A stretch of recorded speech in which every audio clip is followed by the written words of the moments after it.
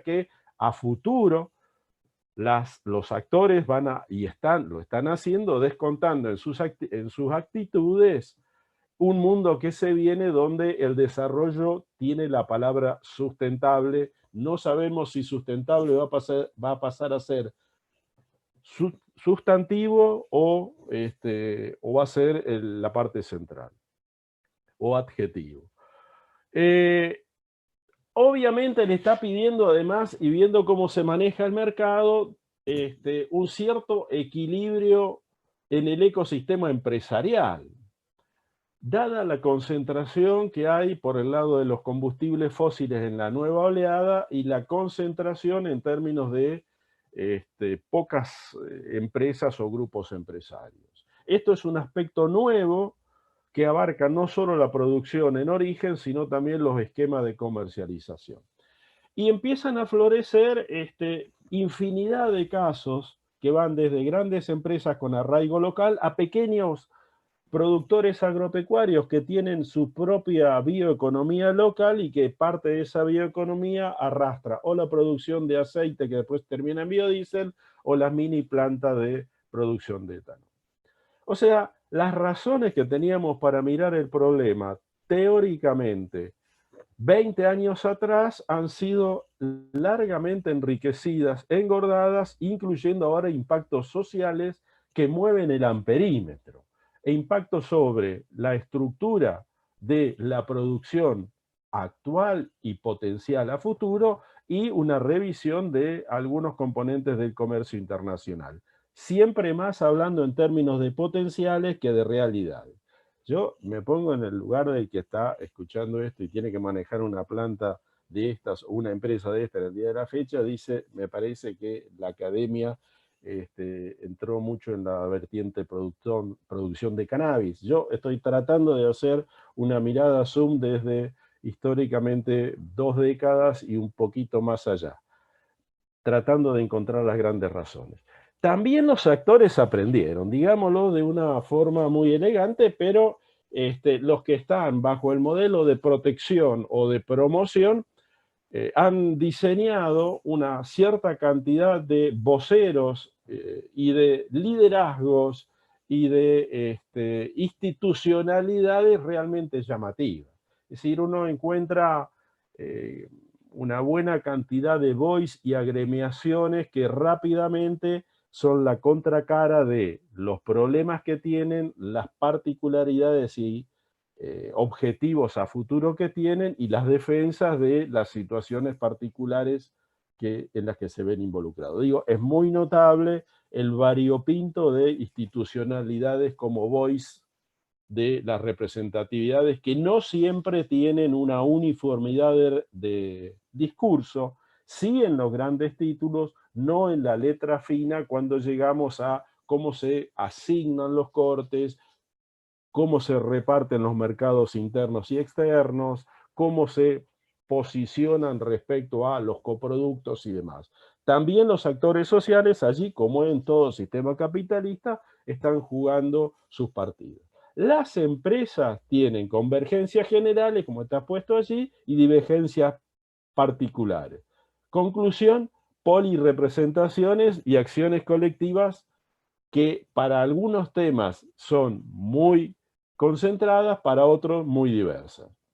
En el fondo, lo que estamos planteando de vuelta es un viejo dilema de List que dice cuánto tiempo hay que proteger, bajo qué condiciones y con qué objetivos, y ahí esto me remite a otro actor social que ha aprendido, que es el primero de ellos, es ¿qué es el Estado?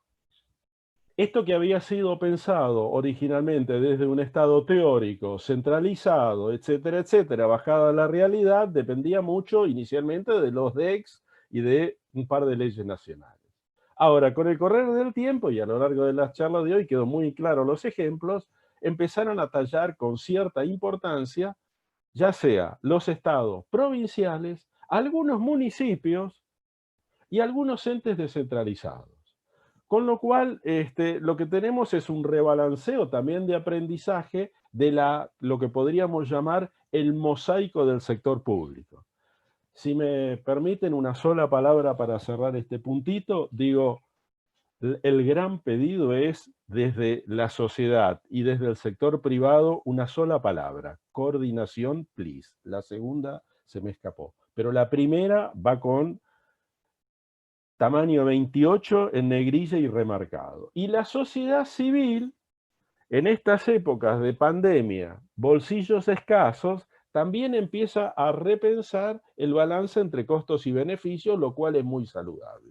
Digo, 2 décadas más tarde, haciendo el resumen de esta segunda filmina, me parece que estamos con un sector consolidado, pero también con un sector muy heterogéneo internamente, con distintas voces de representación, enfrentando a un sector público que también es un mapa, es un mosaico de intereses entre lo nacional, lo provincial y lo local, que seguramente a futuro, si no se resuelve bien, puede ralentizar la velocidad que tiene el sector, y si se resuelve bien puede potenciar a este sector como un motor de desarrollo económico sustantivo en una economía escasa de sectores dinámicos, competitivos genuinamente. Perdón. El desarrollo local, que es el otro eje que me pidieron que haga alguna reflexión.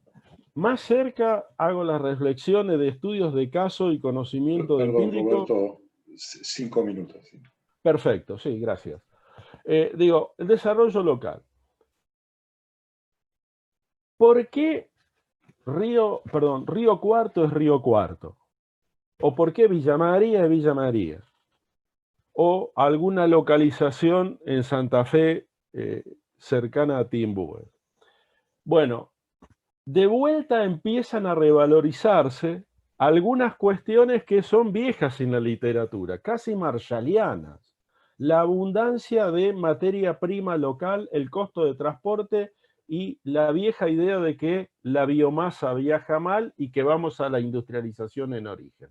Ese es un argumento que no estaba 20 años atrás, tan asentado como lo podemos ver en la actualidad, y asentado no solo en el discurso de emprendimientos promocionados, sino asentado en pequeños y medianos protoavances en esta dirección. Digo, cuando en Córdoba un señor no quiere hacer maíz y pasa a hacer maíz, muele cerdos y además hace salamines y además está en Oncativo, con lo cual son fenomenales, uno entiende de que el impacto local en esa localidad empieza a ser central, porque la biomasa viaja mal, hay acumulación vertical, se acabó la tierra, o es limitado el recurso tierra como para crecer horizontalmente, y entonces se suma valor agregado vía coproducto. Ahí la ristra de municipios que andan dando vuelta con planes de bioeconomía, bioenergía, coproductos, va creciendo en los últimos 8 o 10 años, y no es necesario viajar a Venado Tuerto para ver cómo se hace energía. Actores sociales. Los gobiernos locales empezaron a jugar, y juegan fuerte.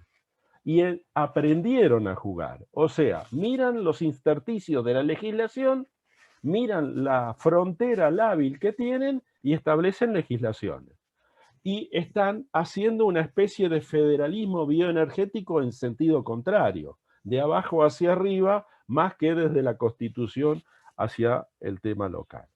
Y de vuelta, eso implica que los actores sociales locales empiezan a tener fuerza, no solo a favor del esquema, sino también en algunos casos poniendo luces amarillas respecto a los impactos ambientales. Recordemos algunas plantas semilleras que de hace 8 o 10 años atrás que no fueron instaladas en alguna provincia central. Finalmente, digo, el mercado funcionando localmente, a mí me da la sensación de que además de hacer industrialización en algo que no es ni el campo ni el parque industrial convencional fierrero, en este negocio de los coproductos, la bioenergía y el anclaje territorial cerca de la materia prima, a mí me parece que se han desarrollado o se están desarrollando subsistemas locales, ¿no? Por ejemplo, uno va a Santa Fe y empieza a preguntar, che, ¿Qué se hace con el glicerol? No, tenemos un tipo en la Universidad del Litoral, otro tipo en la UNR, otro tipo en tal lugar, etcétera, etcétera. Hicieron el convenio. Bueno, sí, hemos hecho ese convenio, pero el referente está. Digo, esas pequeñas sociedades las encontramos en Villa María, en Río Cuarto, en Santa Fe, aunque en algunos distritos de Buenos Aires y demás, donde parece ser hay una especie de sistema local de innovación que funciona aceptablemente bien. Da la sensación además que en esos sistemas locales uno siempre va y pregunta, ¿no? Che, ¿qué están haciendo? Me dice, vos tenés que hablar con tal o tal persona. O sea, es notable, hay una treintena de referentes locales, regionales, barra temáticas, barra productos, barra modelos de desarrollo que se instalan socialmente y son actores importantes en el medio juego de la política. Y por último, esto tiene lo que yo diría un efecto arraigo y empleo interesante. No vamos a, en mi opinión, caer en la simplicidad de decir que esto puede llegar a arreglar el problema de el nivel actual de desempleo, pero digo, implica un modelo de arraigo a explorar y seguramente a fortalecer a futuro, en tanto y en cuanto ya no dejamos de hablar, perdón, en tanto y en cuanto ya dejamos de hablar de biocombustible a secas y empecemos a hablar o empezamos a hablar, y más que hablar, a generar complejos bioenergéticos de energía, de coproductos y de tecnologías de sustento. Me parece que ha habido un avance y un aprendizaje en ese sentido en lo que podríamos llamar la configuración del mercado de las bioenergías. Muchas gracias. Muchas gracias, Roberto. Bueno, siguiendo el orden de presentación, la verdad que ahora tener una visión del sector privado, vamos a ver si coincide con la postura de Roberto. Bien, entonces le presento directamente a Patrick Adam mientras ella está subiendo su presentación. Él es un economista de la Universidad de París-Sorbona, y actualmente es el CEO de SMED Latinoamérica, que es una empresa especializada en el desarrollo de ingeniería y en la ejecución de proyectos bioenergéticos. Además es el director ejecutivo de la Cámara de Bioetanol de Maíz. Bueno, sin más, Patrick, te dejo a vos para iniciar tu presentación. Bueno, Roberto describió muy bien al sector y a la historia, y esa historia se materializó. Esto es una realidad. Cuando hablamos de federalismo, estamos hablando de 55 plantas entre bioetanol y biodiesel, distribuidas en todo el país. Esto implicó inversiones por 3.000 millones de dólares.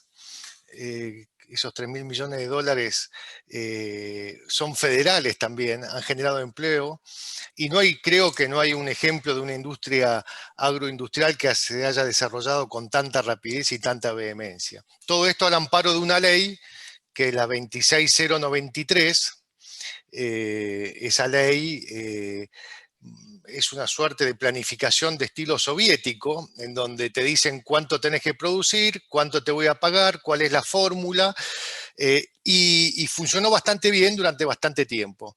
Lamentablemente, con el correr de los años, se le ha hecho a la autoridad de aplicación cada vez más difícil cumplirla, y están perjudicando, en estos momentos, están llevando a la industria a una crisis casi terminal.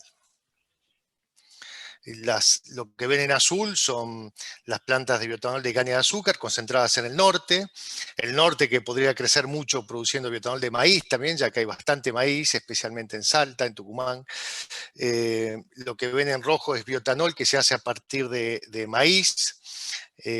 Como se decía hoy en la charla de cogeneración, y como dijo Roberto, lo que hacemos es procesar en origen